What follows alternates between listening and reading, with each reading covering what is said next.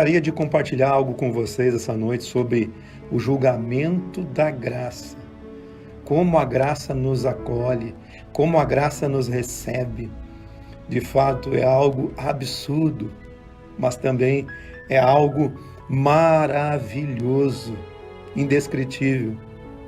Vamos falar sobre riquezas de Deus, porque esse texto é uma riqueza de Deus, são tesouros. Aquele que recebe tudo que vai ser dito aqui, vai receber tesouros nos céus. Vamos falar sobre autoridade, sobre perseverança, sobre fidelidade, sobre o absoluto de Deus e o nosso relativismo, o relativismo do ser humano, e sobre gerenciamento da vida, gerenciamento da existência diante da graça de Deus e seu absurdo. A graça é um favor imerecido, ninguém merece. Aqui, o texto de Tiago, capítulo 1, versículo 12, diz que bem-aventurado é o homem que persevera nesse caminho, nessa jornada que nós estamos caminhando. Nós devemos perseverar, porque depois de nós ter sido aprovado, nós receberemos a coroa da vida. Quando se fala em coroa da vida, se fala em autoridade. Toda autoridade na vida você recebe tendo perseverança. A autoridade se adquire com experiência. Livro de Hebreus, no capítulo 2, no versículo 18, ali, quando fala da experiência de Jesus, também eu sempre digo que a nossa experiência é a nossa autoridade. Ali no texto de Hebreus, capítulo 2, versículo 18, diz assim: pois naquilo que ele mesmo sofreu, tendo sido tentado, ele é poderoso para socorrer os que são tentados. Toda a autoridade que você tem nas experiências que você tem na sua existência vai ser gerada para você ajudar outras pessoas semelhantes a você. Amém, queridos? Então toda a sua autoridade está na sua experiência. Autoridade é coroa de vida. A autoridade se adquire perseverando. O livro de Tito, no capítulo 2, no versículo de 11 a 14, ele diz que a graça de Deus se manifestou salvadora a todos os homens, educando-nos, essa graça, esse favor de Deus, o favor imerecido de Deus, educando-nos para que nós, renegadas a impiedade e as paixões mundanas, vivamos neste século, nesta presente era, neste tempo, de uma forma sensata, de uma forma justa e de uma forma piedosa, aguardando a esperança e a manifestação da glória de Jesus em nós. Você sabe que Cristo em nós é a esperança da glória. Ele mesmo se deu por nós, a fim de nos remir a nossa iniquidade e nos purificar para si mesmo, como um povo exclusivamente seu, zeloso e de boas obras. A graça de Deus se manifesta salvadora e abundante. Tem um texto de Romanos, no capítulo 5, versículo 17, que diz que os que recebem a abundância dessa graça, a abundância desse favor de Deus, esse favor imerecido de Deus e o dom da justiça, nele nós fomos feitos justiça de Deus. Em Cristo Jesus nós fomos feitos justiça de Deus. E quem recebe essa abundância de graça e esse dom da justiça reinarão em vida por meio de Jesus. Queridos, você sabia que você é despenseiro dessa graça? Você é despenseiro da graça de Deus. O que é um despenseiro? Aquele que cuida, aquele que recebe, aquele que armazena, aquele que estoca. Você tem que estocar e distribuir essa graça que você recebeu. 1 Pedro capítulo 4, versículo 10, ele diz assim que nós devemos servir uns aos outros, e cada um conforme o dom que recebeu, como bons despenseiros da multiforme graça de Deus. A multiforme graça de Deus, ela se manifesta de várias maneiras. Ela se manifesta com várias facetas. De alguma forma, quando você é tocado por essa graça, você recebe ela de um jeito tão especial, tão seu, tão próprio, e você vai sendo instruído por essa graça, conduzido por essa graça, conduzido por esse favor de Deus ao seu respeito. O apóstolo Paulo também fala que os despenseiros devem ser fiéis no trato, naquilo que eles cuidam. Além disso, o que se requer de despenseiros, ali em 1 Coríntios capítulo 4, versículo 2, o que se requer de despenseiros é que eles sejam encontrados fiéis, que eles tenham fidelidade a essa graça, essa multiforme graça que eles receberam. Para exemplificar isso, tem duas parábolas aqui no Novo Testamento. Uma se encontra ali em Lucas, no capítulo 19, versículo 11 a 27, e a outra vai se encontrar lá em Mateus, capítulo 25, do 14 ao 30, e ela fala da administração, do gerenciamento de algo que é colocado na mão de cada ser humano. Deus entregou algo na sua mão para você administrar. E o que Ele quer que você administre e gerencie e seja despenseiro é da graça que você recebeu, desse favor de Deus, para multiplicar sabedoria de vida sobre a sua existência. Deus colocou na sua mão o tesouro da sua vida para você administrar. E Deus entrega a cada um segundo a sua capacidade. Aqui em Mateus capítulo 25, do versículo 14 a 30, diz que o reino de Deus é como se um homem que, ausentando-se do país, chamou seus servos e lhes confiou na sua mão seus bens. A um deu 5 talentos, a outro deu 2 e a outro deu 1. E a cada um segundo a sua capacidade. Deus colocou algo na sua mão para você gerenciar, mas segundo a sua capacidade, para que você produza resultados de acordo com sua capacidade. Aqui na parábola, ele deu 5 para 1. Talento aqui fala de dinheiro, mas eu estou falando com você sobre gerenciamento existencial, sobre gerenciamento de vida. Deus colocou uma porção na sua mão. No texto ele diz 5 para um, 2 para outro e 1 para outro. O que recebeu 5 talentos, trabalhou aqueles 5 talentos, trabalhou com sua capacidade, e ele multiplicou aquilo para 10 talentos, segundo a sua capacidade.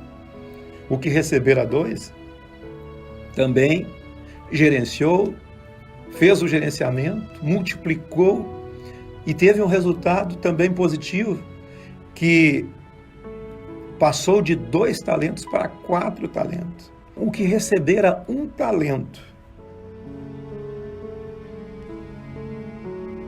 abriu uma cova, escondeu o dinheiro do seu senhor. Ele não multiplicou aquilo que ele tinha recebido, mas ele tinha capacidade, porque foi distribuído segundo a sua capacidade. O Senhor conhece a sua capacidade. Deus não coloca nada para você gerenciar que você não tem a capacidade de gerenciamento. Deus colocou na sua mão a sua existência para você gerenciar. E você pode multiplicar a sua existência e frutificar na sua existência de acordo com a sua capacidade. Qual a sua capacidade? O que você tem feito da sua vida? Como é que você tem gerenciado a sua vida, a sua existência? Você tem multiplicado? Cada semente ela produz dentro da sua capacidade, a 30, a 60 e a 100 por 1. Não existe semente que não possa produzir. Toda semente pode produzir. E você recebeu uma capacidade de frutificar na sua existência. E quando nós falamos em frutificar aqui, o contexto do que eu estou falando é o contexto de gerenciamento de existência, gerenciamento de vida. E hoje em dia muitas pessoas não sabem gerenciar aquilo que receberam nas suas mãos. Quer seja muito, quer seja pouco, todo mundo recebe uma porção na sua mão para fazer esse gerenciamento. E lá nessa parábola diz assim: aquele que tem, se lhe dará, e aquele que não tem, até o que tem lhe será tirado. Porque quanto mais você gerencia de uma maneira eficaz, de uma maneira proativa, de uma maneira dinâmica, quanto mais você gerencia essas coisas, mais você multiplica isso. Mais você multiplica na sua vida. Ou você frutifica a 30, ou você frutifica a 60, ou você frutifica a 100 dentro da sua capacidade. Nesse caso, do rapaz que enterrou aquilo que recebeu, ele foi negligente com aquilo que estava na mão dele para gerenciar. Mas tem uma outra parábola, que é o centro do que eu estou falando aqui, que vai exemplificar isso que eu estou falando aqui, que essa parábola ela está lá no livro de Lucas, no capítulo 16, do versículo 1 ao 16, que é a parábola do administrador infiel. É uma parábola que nos traz um modelo de gerenciamento de existência. Antes de eu ler essa parábola, eu quero dizer para você que todo gerenciamento humano, ele é imperfeito. De alguma forma, ele é imperfeito. Você pode trabalhar, frutificar dentro da sua capacidade, mas todo gerenciamento é imperfeito. Por que é imperfeito? Porque nós somos relativos. O homem é relativo. O homem é imperfeito. Mas Deus é absoluto. E como Deus nos julga, sendo Ele absoluto, e nós imperfeitos, relativos, sem a capacidade de um gerenciamento eficaz, 100%? Olha só a parábola. Lucas 16, versículo 1. Disse-lhe Jesus também aos seus discípulos: havia um homem rico que tinha um administrador, e este administrador foi denunciado. E este administrador foi denunciado como quem estava a defraudar os seus bens. Então ele, mandando chamar o administrador, disse: o que é isso? Disse: o que é isso que eu ouço a teu respeito? Presta contas da tua administração, porque não podes mais continuar nela. Disse o administrador para ele mesmo. Pensou, né? Eu que farei? Pois o meu Senhor me tira da administração. Eu trabalhar na terra eu não posso. Também mendigar eu tenho vergonha. Agora eu sei o que fazer. Para que quando eu for demitido da administração, me recebam em suas casas. E aí, ele teve uma estratégia. Ele teve uma ideia de administração que no texto parece estranha, mas que durante o texto Jesus, ele até elogia a atitude desse homem que estava defraudando o seu Senhor. O que ele fez?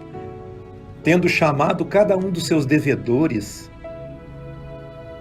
os devedores do seu Senhor, disse ao primeiro: quanto você deve ao patrão? E ele respondeu: eu devo 100 cados de azeite. Assenta-te depressa e escreve 50. Olha só, ele devia 100 e agora o administrador queria receber 50. Depois perguntou ao outro: você quanto deve? Respondeu ele: 100 coros de trigo. Disse: toma a tua conta e escreve 80. Então ele estava fazendo um negócio com aqueles que tinham dívidas com seu Senhor. De certa forma, o texto dá a entender que essas pessoas não conseguiam pagar a dívida que eles tinham. E o administrador infiel, por que infiel? Porque, de certa forma, ele estava roubando do seu Senhor. Estava aceitando uma conta a menor, mas estava trazendo algo ao seu Senhor. Mas ele estava ficando de bem com essa turma que devia mais, mas acertou a conta por menos. Quem não quer isso, né? Deve 100. Disse aqui, ó, fica tudo certo por 50. A outro disse, deve 100, mas fica tudo certo por 80. Qualquer um faz um negócio desse. O camarada foi pego como defraudando os bens do seu Senhor. Ele disse assim, como é que eu vou fazer para sair dessa enrascada que eu me meti? Como é que eu vou fazer para sair dessa nhaca? Aí teve essa ideia. Começou a administrar dessa forma. E aqui o texto diz no versículo 8, elogiou o Senhor o administrador infiel, que se houvera atiladamente. Ele foi astuto, porque os filhos do mundo são mais hábeis na sua própria geração do que os filhos da luz. Eles sabem gerenciar. E eu pergunto para você, de que maneira você está gerenciando aquilo que está na sua mão? A graça é um absurdo. A graça de Deus é um absurdo, mas é maravilhoso. O texto apresenta essa prestação de contas dos despenseiros. Nós somos despenseiros de algo que está na nossa mão. E chegará um tempo em que o Senhor vai prestar conta conosco. Ou seja, nessa vida, ou seja, na vida que há de vir. E de que modo Deus vai acertar as contas com você? As contas que Deus acerta com você, Ele não nos julga segundo a nossa relatividade. O grande problema da religião, que a religião não leva em conta a nossa relatividade. A religião sempre leva em conta a integralidade do mandamento. A religião nunca nos julga pela graça. A religião sempre nos julga e nos mede e acerta as contas conosco por aquilo que fizemos. Toda essa parábola fala disso. Cada um deve saber que todo acerto de conta vai levar em consideração os elementos que compõem cada um, que compõem a existência do homem, que compõem a existência da pessoa. a forma que você recebeu isso, as oportunidades que você recebeu, a capacidade que você tem, como eu falei nas outras parábolas, as advertências que você teve, o conhecimento que você teve. Por isso que muitas vezes a gente sabe que a quem mais é dado, mais é exigido o julgamento, a prestação de contas em relação à nossa administração como despenseiros. Leve em conta as possibilidades que tivemos, os conhecimentos que tivemos, as compreensões que tivemos a respeito daquilo que recebemos, as nossas dificuldades, a paz que recebemos diante das circunstâncias e das adversidades, onde você cresceu, onde você foi criado, as influências que você recebeu, o seu tratamento. Deus não nos julga no seu absoluto, mas na nossa relatividade, porque Ele sabe que nós somos pó, Ele sabe das nossas fraquezas, Ele sabe das nossas dificuldades.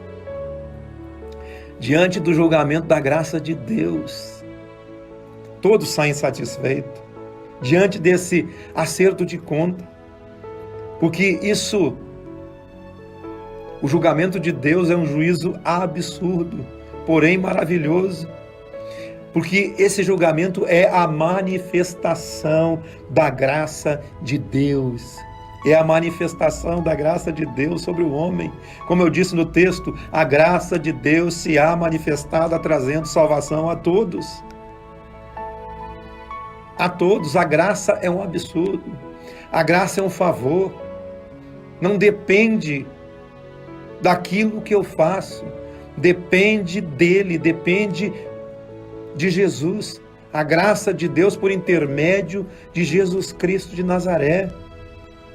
Graça e justificação pela fé. Há um contraponto que você tem que fazer entre a lei e a graça.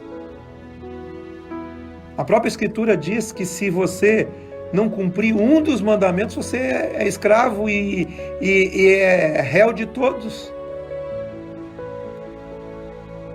Não há como você cumprir todos os mandamentos. Por exemplo, quando você chega diante dos mandamentos, não terá outros deuses diante de mim. Mas quantas outras coisas nós fazemos serem nossos deuses? Não use o nome de Deus em vão. Mas quantas vezes usamos o nome de Deus fora de um contexto? Quantas vezes? Honrar pai e mãe. Quantas vezes nós não reconciliamos? Quantas vezes nós entramos em conflitos? Na verdade, o homem é um ser relativo, ambíguo. Ele não tem como cumprir todos os mandamentos. Muitas vezes você não mata ninguém, mas dentro de você existem pessoas que já estão mortas, que você já matou. É relativo, o homem é relativo. Deus é absoluto. Deus não pode te julgar diante da lei. Ele tem que te julgar diante da graça, porque graça ninguém merece. Graça é um favor imerecido. Quantas vezes você não adultera no fato, mas no seu coração você já adulterou? Quantas vezes você não dá falso testemunho de ninguém diante de autoridades ou diante de outras pessoas, mas você vive num tribunal de versões sobre as pessoas o tempo todo, as julgando e as condenando e as colocando como réus do inferno muitas vezes.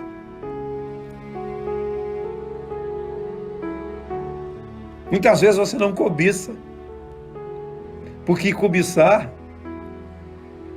é apenas no subjetivo que acontece. As pessoas não sabem que você cobiça, mas no subjetivo. Quando você tenta ser justificado pela lei e você tropeça em um, você é julgado por todos os outros mandamentos.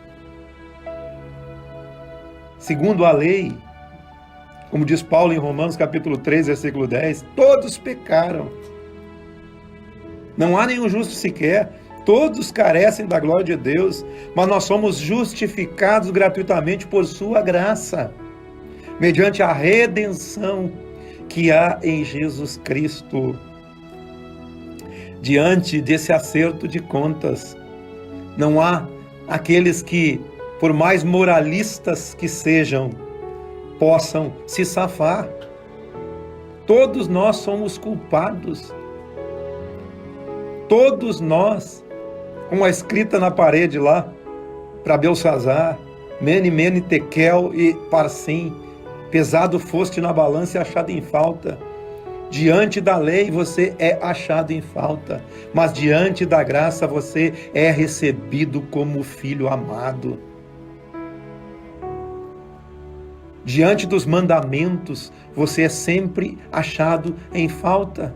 Você não consegue, porque você é relativo. Eu sou relativo.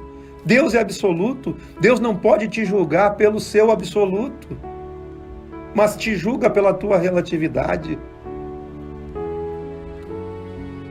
Esse administrador infiel, de atitudes errôneas, de atitudes ambíguas,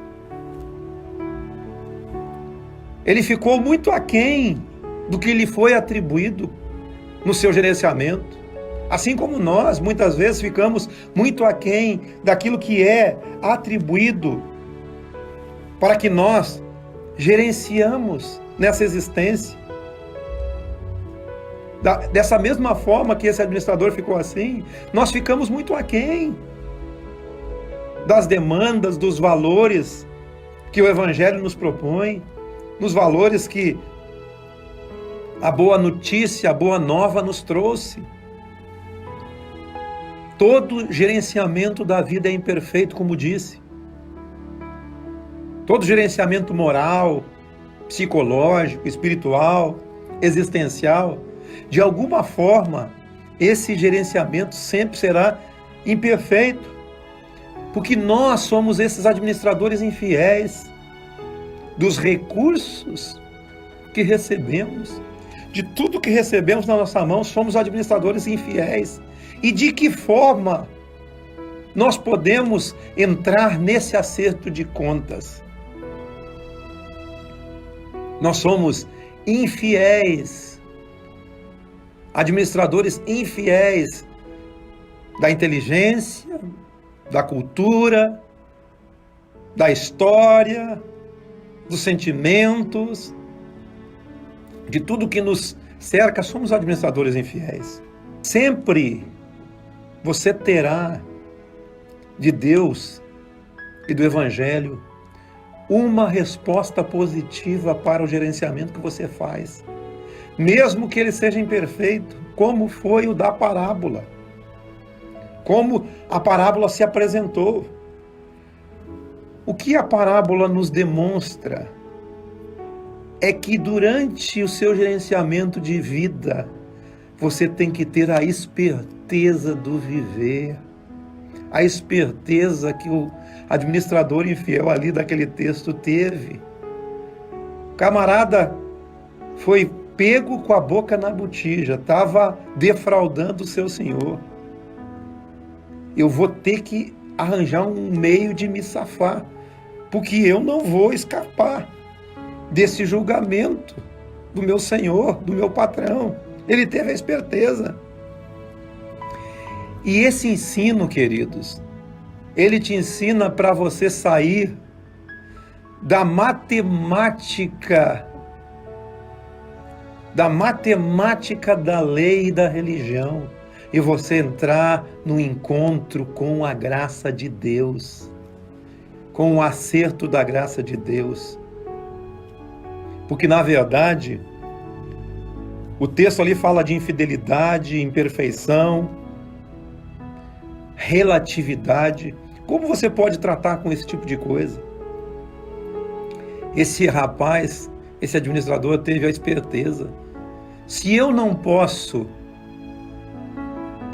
entregar tudo certinho para o meu Senhor, tudo que eu posso entregar, eu vou entregar. Se eu não posso trazer tudo diante dele, o que realmente é, se eu não posso ser o 100%, tudo que eu sou, eu vou entregar. É isso que a parábola nos traz. O julgamento de Deus é absoluto. O julgamento diante de Deus é sim, sim, não, não. O certo é certo e o errado é errado. Sim, é assim. A gente sabe que é desse jeito. E você não deve levar em conta a religião e nem a lei. Você tem que sair dessa matemática da lei e você encontrar a graça de Deus. Porque o julgamento do Senhor, você sabe que é absoluto.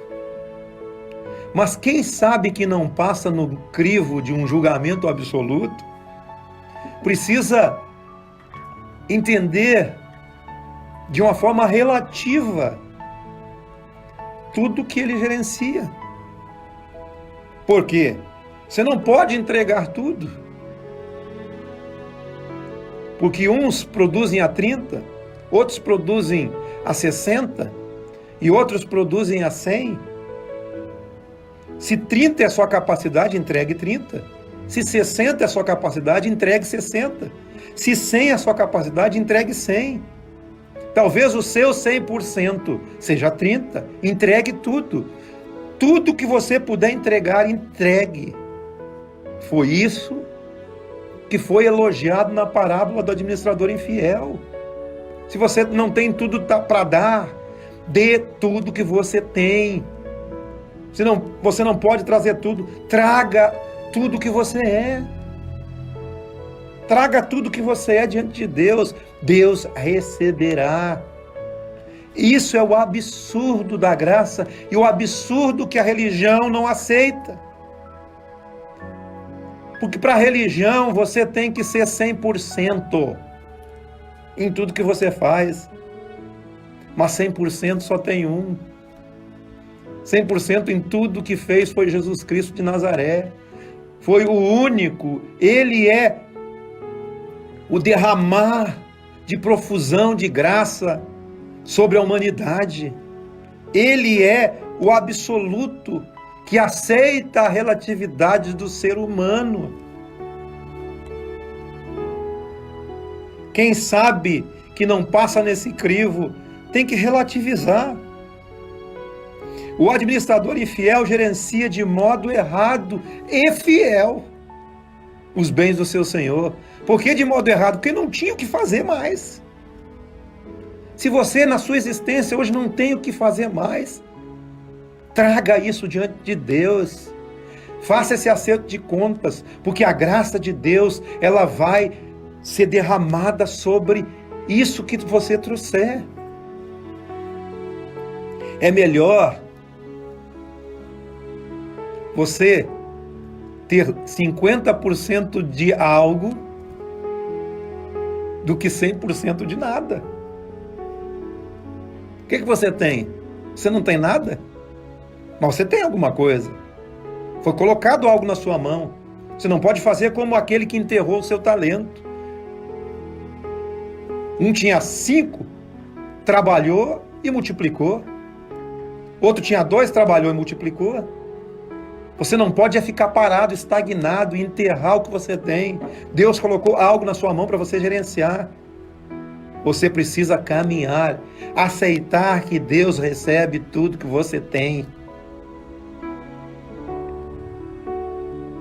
O administrador infiel, ele sabe que não seria aprovado nesse julgamento. Assim somos nós. Nós não seremos aprovados nesse julgamento, a não ser que nós trouxamos tudo que temos diante do Senhor e aceitamos a sua graça derramada sobre nós.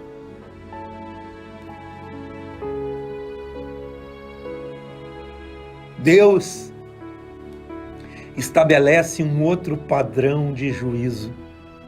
Deus estabeleceu o juízo da graça. O fim da lei é Cristo, para a justiça daquele que crê.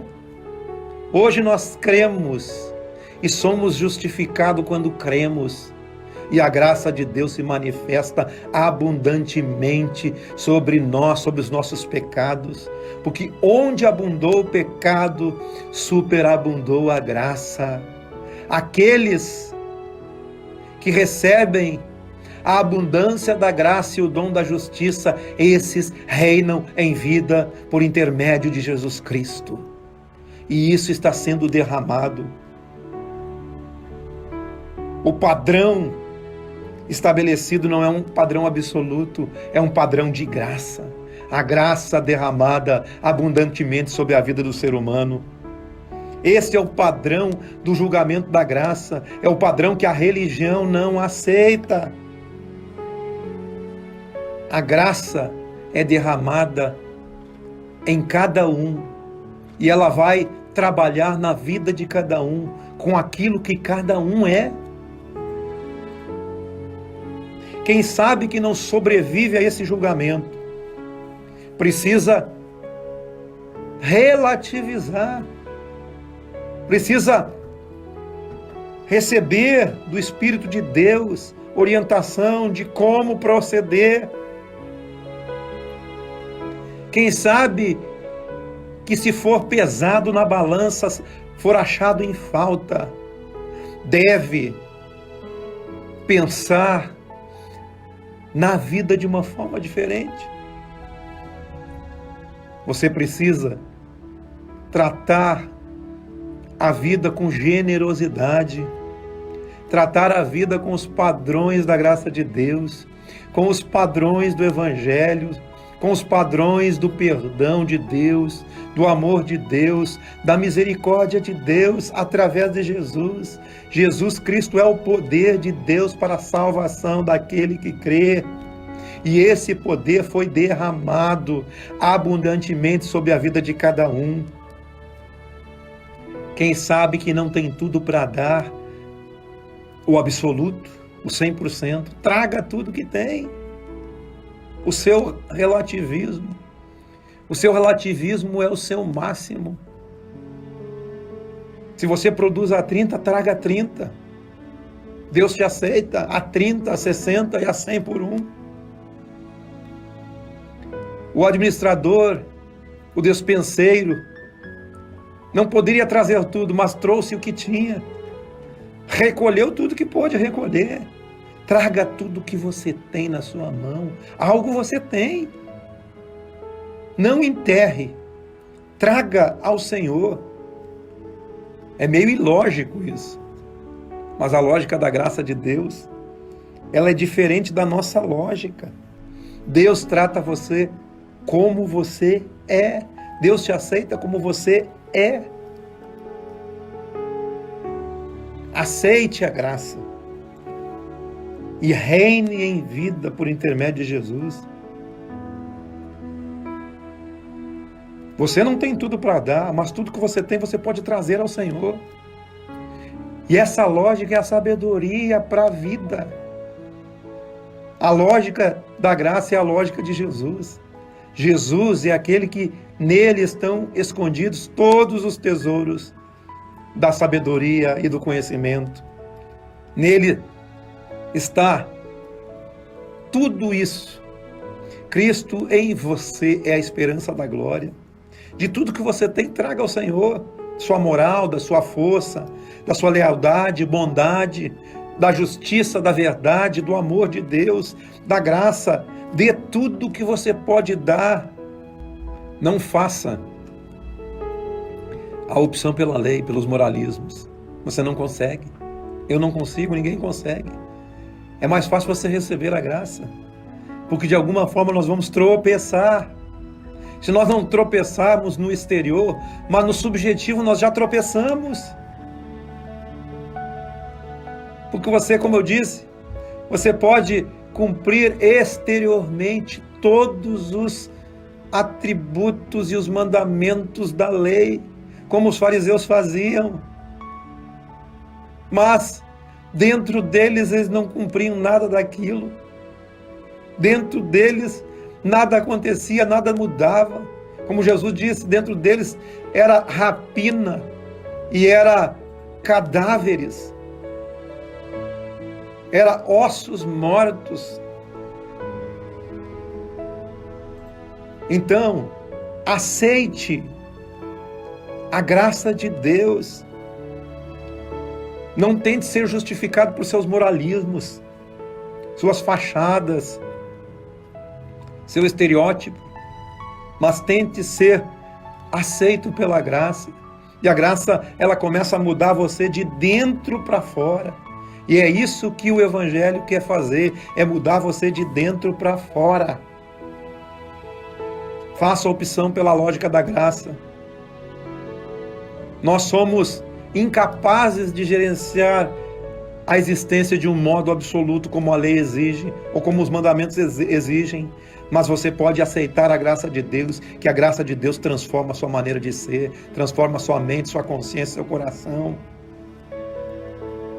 Você quer ser tratado com graça? Trate com graça. Era isso que o administrador infiel estava fazendo, tratando com graça. O que eu vou fazer? Eu não posso trabalhar? Mendigar, eu tenho vergonha? O que eu vou fazer? Então eu vou tratar com graça essas pessoas. E ele começou a receber o que aquelas pessoas podiam dar. E o Senhor elogiou o administrador infiel, porque ele teve perspicácia, ele teve esperteza no viver, no acertar as coisas. Então, se você quer graça, trate com graça. Você quer perdão, perdoe. Você quer ser acolhido, acolha. Simples assim. Simples assim. Quando você acolhe, você é acolhido. Quando você ama, você é amado. Quando você perdoa, você é perdoado. Quando você exerce misericórdia, até porque Jesus disse: misericórdia quero e não sacrifícios. Não adianta você viver dentro da igreja. Não adianta você viver orando. Não adianta você viver pagando promessa, fazendo de tudo, se você não exercer misericórdia. Isso tudo vai virar um sacrifício. Vai virar um karma na sua vida. Karma, você precisa fazer. E você nunca será aceito assim. Porque graça é favor que ninguém merece. Você não precisa fazer para ser aceito. Você é aceito em Cristo. Quer ser acolhido? Acolha. Não poupe e nem estoque misericórdia.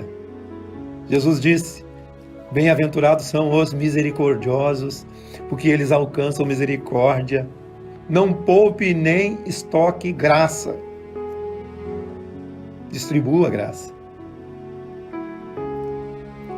Pai, como disse na oração do Pai Nosso, perdoa as nossas dívidas, assim como nós perdoamos aos nossos devedores. Me perdoa, porque eu também estou perdoando. Não viva pela conta da religião.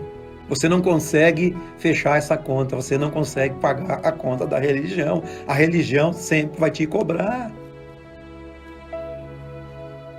Viva na graça. Na graça tudo está feito, tudo está pago, tudo está pronto, tudo está realizado. Tudo está concentrado na obra que Jesus fez na cruz. Você não tem tudo para dar, mas traga tudo que você tem. Você não conseguiu dar tudo, traga o que você pode trazer. Não conte como a religião conta. Você não tem como acertar. Aposte na graça e na misericórdia do seu patrão. Mas ele não é seu patrão, ele é seu pai. Ele é seu pai, que trata um filho com misericórdia. Trata um filho sabendo que ele é relativo, que ele é inadequado, que ele é incapaz de resolver certas coisas, mas ele te acolhe. Assim como nós, na nossa vida com os nossos filhos, sabemos da incapacidade dos nossos filhos, mas nós nunca abandonamos eles, porque são nossos filhos. Quanto mais o Pai Celeste. Se Ele trata das aves do céu todos os dias, não vai tratar de você? Se Ele trata dos lírios do campo, não vai tratar de você? Aquele que começou a boa obra em nós, há de concluí-la até o dia de Cristo. Você pode fazer amigos na terra. Você pode fazer amigos na terra, gerenciando a vida como esse administrador infiel, que resolveu tratar com graça. Transforme o mal em bem. Transforme tudo em graça. Transforme virtudes da vida em misericórdia. Este é o escândalo da graça de Deus. Este é o absurdo da graça de Deus. Esse é o julgamento da graça de Deus. É absurdo, mas é maravilhoso. É maravilhoso. Amém? Que você possa receber essa palavra agora, compreendendo que você é relativo. Deus é absoluto. E Deus não pode te julgar ou acertar conta com você pelo absoluto que Ele é. Mas Ele pode te aceitar na sua relatividade, porque todo o absoluto de Deus já foi acertado sobre Jesus. Foi colocado sobre Jesus na cruz do Calvário. Jesus já foi julgado por tudo que eu tenho que ser julgado. Ele fez aquela obra de substituição na cruz do Calvário.